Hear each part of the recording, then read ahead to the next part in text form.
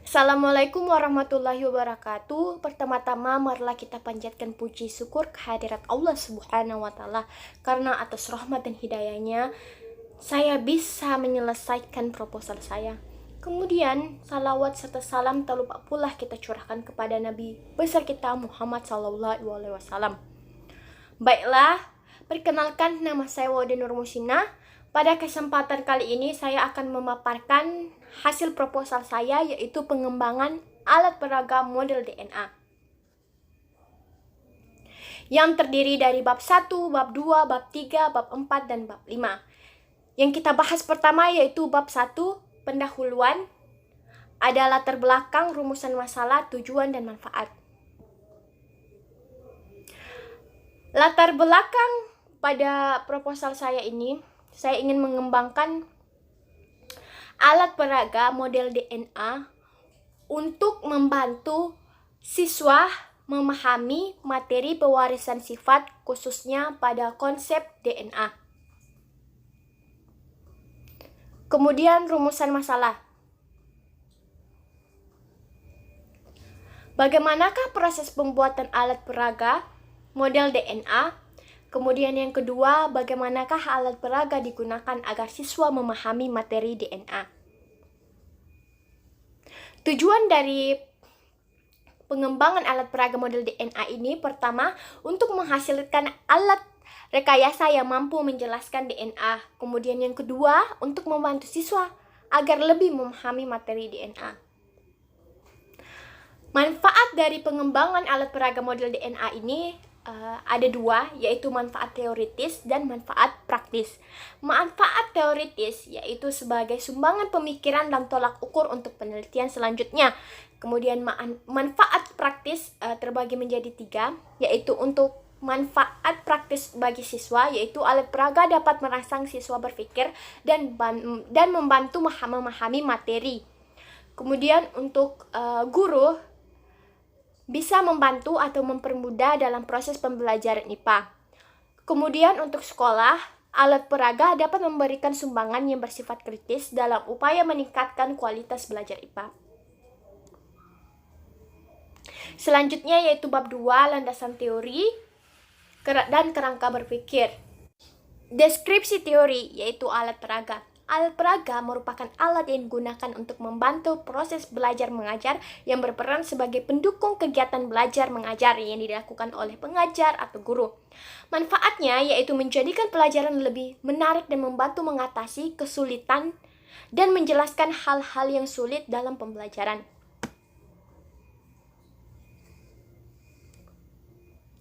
Pembelajaran IPA adalah suatu proses interaksi yang dilakukan oleh dua orang atau lebih, di mana ada yang memberikan ilmu yaitu guru dan yang memperoleh ilmu yaitu siswa.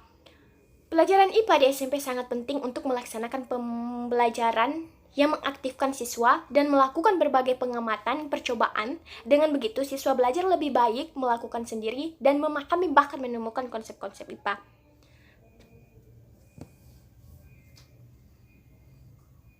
DNA atau deoxyribonucleic acid merupakan asam nukleat yang menyimpan semua informasi tentang genetika.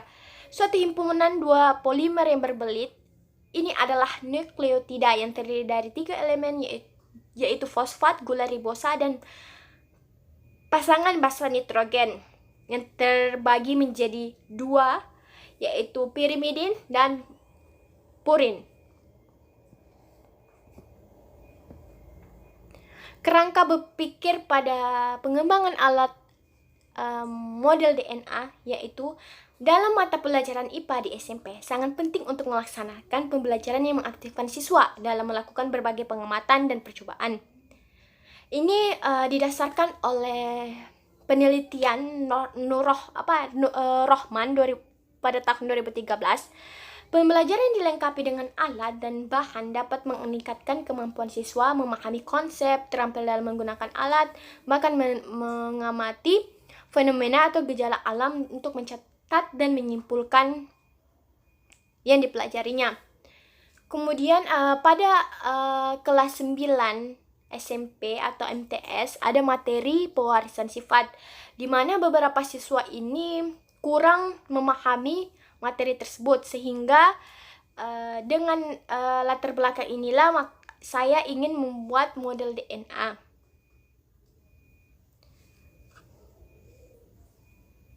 Kemudian bab 3, prosedur pengembangan. Ada langkah-langkah pengembangan, metode pengembangan, dan metode pengembangan tahap 2.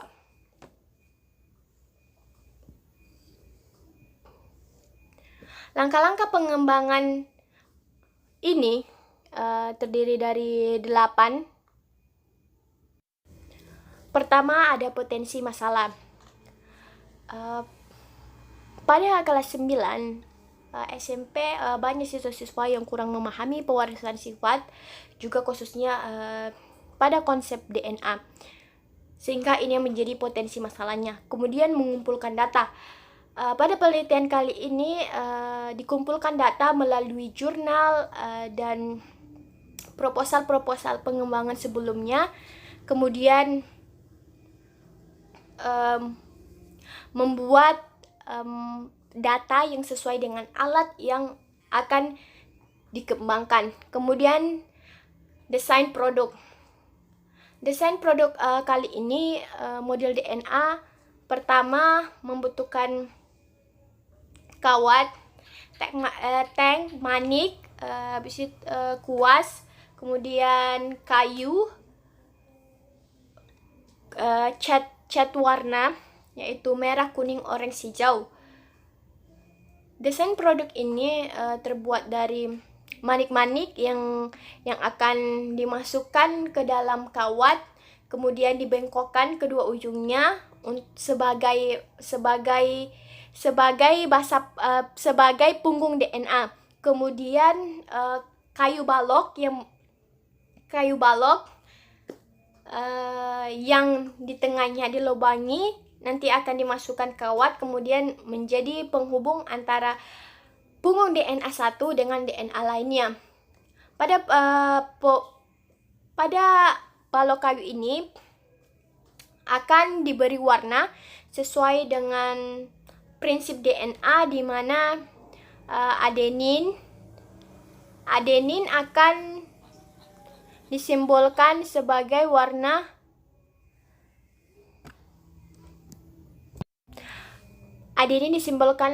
sebagai warna orange, timin disimbolkan sebagai warna hijau, sitosin disimbolkan sebagai kuning, dan guanin disimbolkan sebagai merah.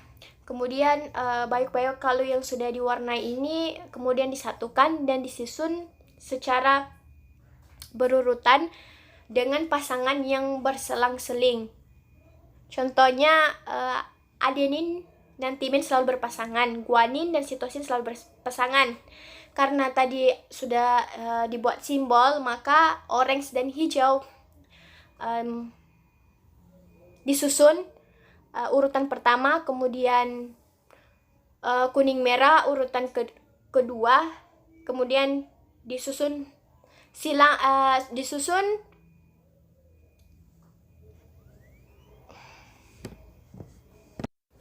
secara berselang-seling. Kemudian memutar model DNA-nya 360 derajat sehingga membentuk DNA. Kemudian validasi desain. Setelah mendesain produk, dilakukan validasi desain pada validator ahli produk atau media.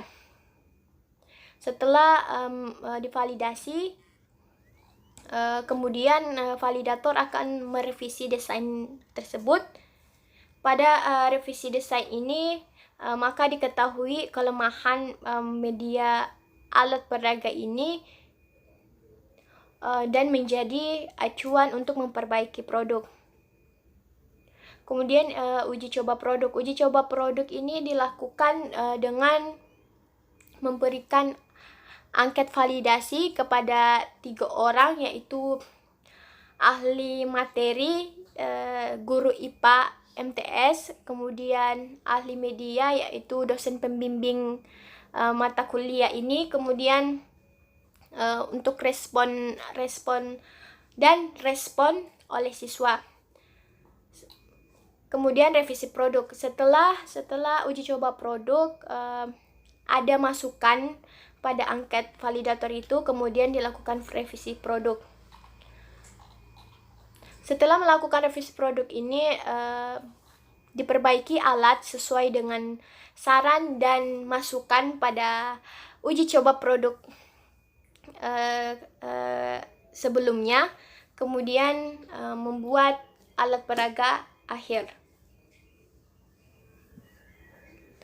Metode pengembangan instrumen pengumpulan data ini yaitu penilaian ahli validasi, sumber datanya ahli alat peraga, instrumennya itu angket validasi alat peraga, kemudian ahli materi atau sumber datanya guru, yaitu angket validasi guru. Kemudian tanggapan peserta didik terhadap alat peraga hasil pengembangan. Sumber datanya itu respon peserta didik, dan instrumen penelitiannya angket peserta didik. Analisis data. Angket validasi memiliki 5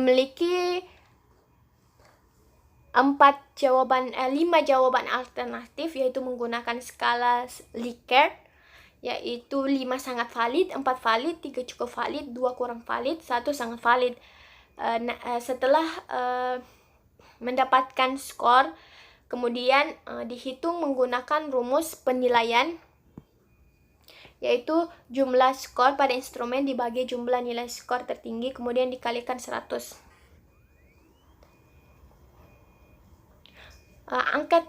Hasil dari skor penilaian kemudian dikonversikan dengan standar pada tabel yang bisa dilihat pada PowerPoint. 0 sampai 20 itu kriterianya sangat lemah, kemudian 21 sampai 40 lemah, 41 sampai 60 cukup, 61 sampai 80 layak, 81 sampai 100 sangat layak. Berdasarkan kriteria ini, kemudian maka produk yang dikatakan layak apabila presentasinya lebih besar atau sama dengan 60% dari semua aspek. Kemudian angket responden. Seperti angket validasi, angket responden juga ini terdapat 5 kriteria, yaitu 5 sangat baik, 4 baik, 3 cukup, 2 kurang, 1 kurang sekali. Kemudian setelah angket responden ini diisi oleh siswa, kemudian dihitung dengan rumus skor penilaian, kemudian dikonversikan pada tabel kriteria kelayakan produk yang bisa dilihat pada PowerPoint. 81% sampai 100 itu sangat baik, kemudian 1% sampai 61% sampai 80% itu baik, 41% sampai 60% itu cukup, 21% sampai 40% itu kurang, 0% sampai 20% itu kurang sekali. Kemudian berdasarkan kriteria tersebut, maka produk dikatakan layak apabila presentasinya lebih besar atau sama dengan 80% dari semua aspek. Kemudian perencanaan desain produk alat peraga seperti yang bisa dilihat pada PPT. Di sini desain produknya seperti yang dijelaskan pada tahap pengembangan.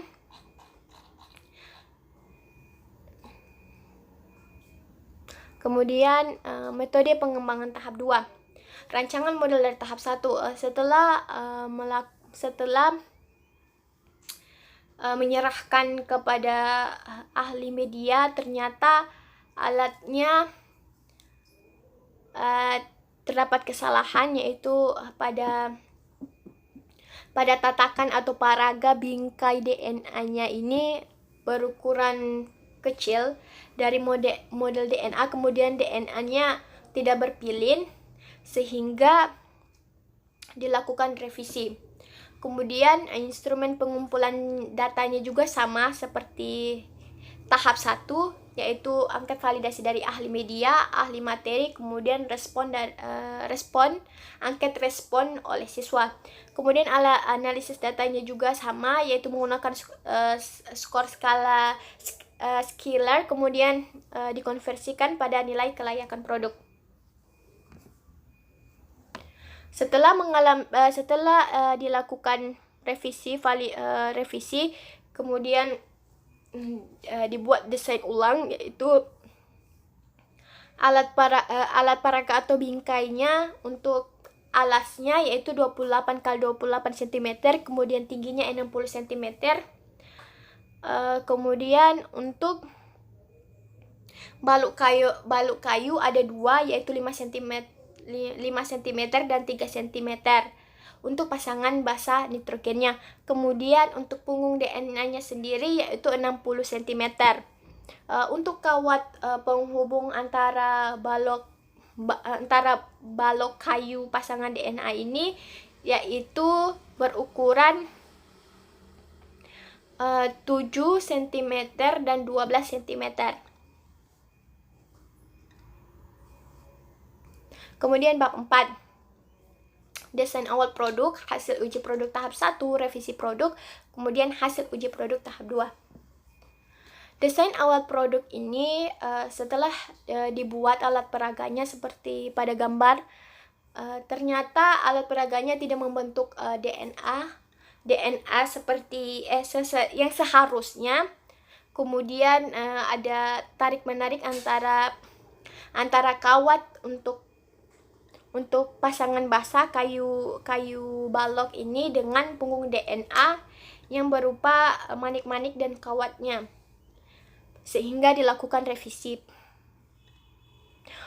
Hasil uji produk tahap 1 ini didapatkan bahwa ahli materi mendapatkan hasil skor 66%, kemudian dikonversi ke inspirasi skor kelayakan media dikategorikan layak atau lebih besar sama dengan 60%, namun revisi karena sarannya yaitu untuk memperbaiki alat peraga agar berbentuk double helix agar siswa tidak salah memahami. Kemudian ahli produk mendapatkan skor 71% atau lebih besar sama dengan 60, dikategorikan layak namun revisi, yaitu sarannya yaitu bentuk struktur DNA-nya sebaiknya diletakkan pada tatakan yang kokoh, tidak hanya di lantai atau misalnya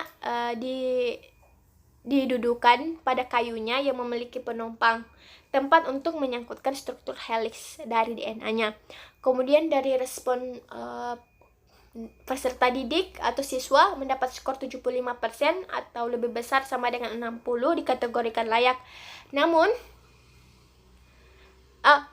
tidak dikategorikan layak karena tidak lebih besar dari 80%, sehingga revisi. Kemudian mendapatkan komentar yaitu DNA-nya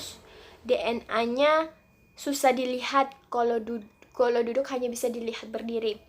Kemudian revisi produk setelah mendapat uji coba produk sebelumnya, kemudian dilakukan revisi produk. Dalam tahap uji coba produk 1 ini dilakukan revisi pada alat peraga model DNA, yaitu model DNA-nya berpilin atau memutar 360 derajat dan membuat tatakan dari kayu untuk model DNA-nya. Hasil revisinya bisa dilihat pada gambar. Hasil uji produk tahap 2. Berdasarkan setelah alat peraganya direvisi sesuai saran uji tahap produk tahap 1, kemudian dilakukan lagi hasil uji coba produk tahap 2. Pada uji produk tahap 2 ini didapatkan hasil yaitu pada validasi ahli materi mendapatkan skor 86%, kemudian dikonversi ke interpretasi skor kelayakan media yang dikategorikan layak atau lebih besar sama dengan 60 dan tidak direvisi. Kemudian validasi ahli produk mendapatkan skor 76% atau lebih besar dari 60 dan dikategorikan layak dan tidak ada revisi. Disarankan untuk melanjutkan penulisan makalah. Kemudian berdasarkan validasi respon oleh siswa mendapatkan skor 91% atau lebih besar sama dengan 80%, sehingga dikategorikan sangat layak, sehingga sampai di tahap 2 ini kemudian alat peraganya dikatakan layak untuk digunakan oleh siswa MTSN pada kelas 9. Kemudian bab 5, kesimpulan dan saran penggunaan. Kesimpulannya yaitu alat peraga yang dihasilkan ini melewati tahapan pengembangan R&D, kemudian diuji cobakan kepada siswa MTS dan juga divalidasi oleh ahli materi dan media, dan kemudian alat peraga model DNA ini dikatakan layak untuk digunakan pada proses pembelajaran. Saran dan penggunaannya, alat peraga ini digunakan untuk siswa kelas 9 MTS pada materi sifat. Kemudian diharapkan ada perkembangan atau penelitian terbaru untuk alat peraga ini.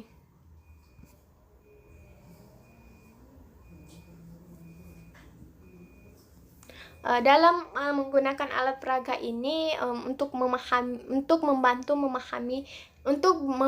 siswa memahami materi pewarisan sifat pada konsep DNA. Sebelum digunakan, sebaiknya mengetahui dulu dari hal-hal yang ada pada model DNA ini, seperti yang bisa dilihat di PowerPoint. Manik-manik bulat berwarna biru ini menandakan fosfat dan gula pada DNA. Kemudian prinsip pasangan basa nitrogen pada DNA adenin dan timin dan sitosin dan guanin ini selalu berpasangan. Pada model DNA saya ini adenin itu warna orange, kemudian timin warna hijau, sitosin warna kuning, guanin warna merah.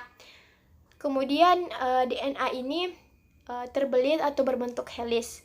Bisa dilihat pada gambarnya.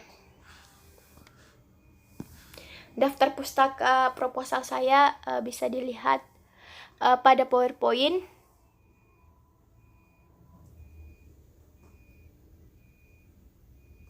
Ada 18 sumber untuk membuat proposal saya. Kemudian terima kasih. Demikianlah hasil pemaparan proposal saya. Lebih dan kurangnya mohon dimaafkan. Wabillahi taufiq walhidayah. Wassalamualaikum warahmatullahi wabarakatuh.